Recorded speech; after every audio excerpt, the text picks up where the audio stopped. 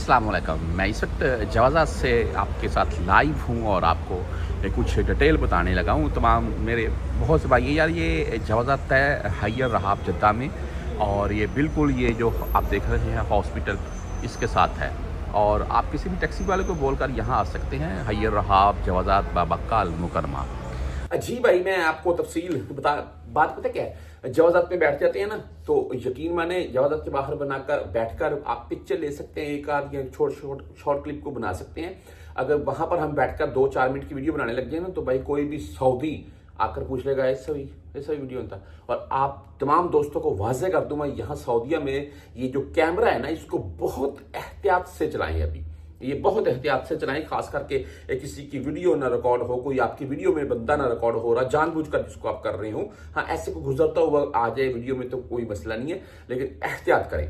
बहरहाल ये मैंने इसीलिए क्लिप बनाया, आपको बोला मैंने बैठकर आपको तफसील इसकी बता देता हूँ मैं। देखें, यहाँ सऊदीया से आप किसी भी मामले की सूरत में, अभी मैं टिकटॉक भरा हुआ है इन मामला से। टिकटॉक के ऊपर बेशुमार वीडियो देखता हूँ कि मैं 1 साल से मरहल खत्म करवा दिया, 2 साल से मरहल खत्म करवा दिया। देखिए भाई, जो मामला होता हो वो होता है, जो नहीं होता है उसके मुताल्लिक ऐसे 20 बंदों से ऐसे वीडियो बना कर मैं भी लगा दूं, या कोई भी बंदा ऐसे वीडियो 20 बंदों से बना कर लगवा दे, वो बोलते जाएंगे। उनको भाई कोई भी दोस्त है जी, उनको बोल हाँ जी मैं ठीक है यार, ऐसा मामला नहीं होता है। जो काम लीगल होते हैं वही होते हैं।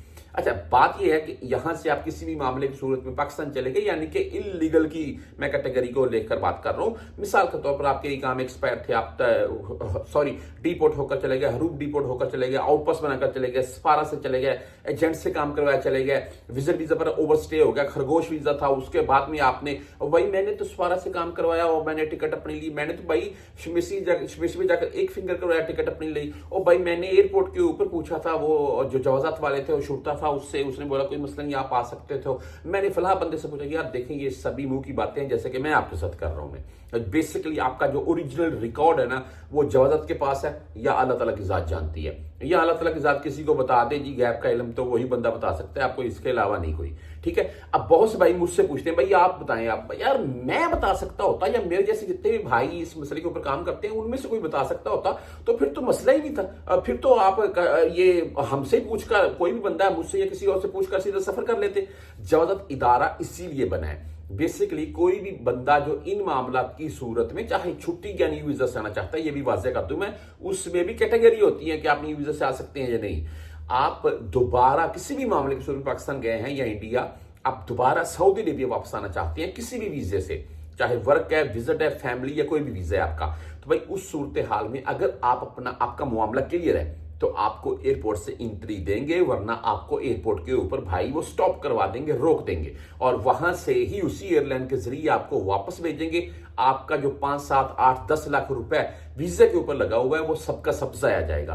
तो खुदारा ऐसा रिस्क मत लें। व्हाट्सएप नंबर मेरा साथ में चलता गया है। मजीद आपने मुझसे कुछ पूछना हो, किसी भी और भाई से कोई भी आपने बात पूछनी हो, उससे भी राब्ता कर सकते हैं, कोई इशू नहीं है। लेकिन जब तक कि आप अपना मामला नहीं चेक करवा लेते, या खुद से यहां पर आपको दोस्त भाई अहबाब है उसको भेजकर आप अपना पूरी तरतीब से मामला नहीं चेक करवा लेते, सफर मत करें। अगर क्लियर है फिर मुझसे किसी से भी पूछने की जरूरत नहीं है, सीधा वीजा लें, सफर करें, नो इशू।